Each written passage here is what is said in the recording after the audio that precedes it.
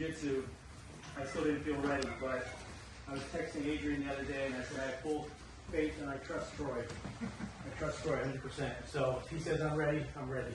You know, I actually met Troy informally, I guess, in the day I got my purple belt, and we rolled together. We didn't know each other, just kind of a random open mat like this. I was a blue belt, and I was able to survive for 5 minutes against Troy. Then I got my purple belt a few minutes later, like half an hour later, and Troy comes over to me and says, "Man, now I don't feel so bad." I couldn't tap you out in 5 minutes. That was the day I got my purple belt, 2018. So, first of all, big thanks to Vinny McMahon BJJ. I had a good 4 years there, got my purple belt there, made a lot of good friends there. Yeah, as Troy mentioned, took my first jiu-jitsu class in June of 1995. A lot of you people weren't born yet.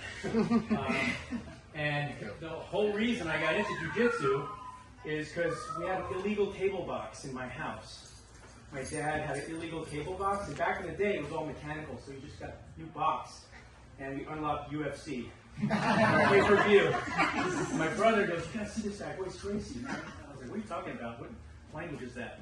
I didn't get it, so I think I saw UFC 3.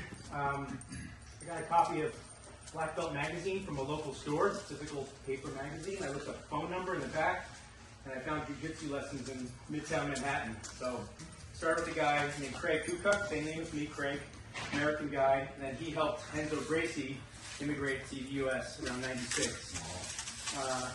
Renzo Gracie changed my life, man. I was 18 and Renzo was 28 at the time, and I tell Wagner, it was like that alien landed from another planet and was doing magic, literally magic. You know, we had bouncers and cops in New York City, and Renzo just played with them like children. And he was not a big guy either. He was 160 pounds maybe, and we were just enamored and captured just immediately. Like, I have to learn this. You know, a lot of people were like turned off by it, but I was with the group who said we got to learn this. So, as Troy mentioned, I took a break. I went to graduate school. Got a PhD, traveled the world, learning biology. I was in Bangkok, Thailand in 2014, 15 or so, when there was jiu-jitsu lessons at the U.S. Embassy in Bangkok. And that was when I started getting back in. So it was like 2014 or so. Injured my knee doing CrossFit. Had knee surgery, so I was out again. Came back to Fort Collins. 4 great years in McMahon's. COVID happened, I took a break.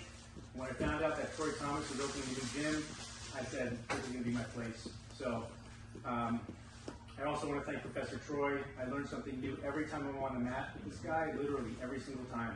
I have a question, I have a problem in jiu-jitsu, I ask him, and he has the answer. So it's been a great place to be. I'm planning on staying here for as long as possible. My daughter Penny's doing jiu-jitsu now.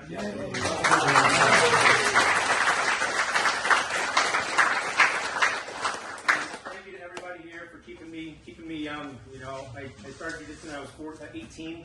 I'm almost 48 now, so it's a lifelong journey. Jiu-jitsu is always going to be here. You take time off, school, family, whatever, we'll always be here.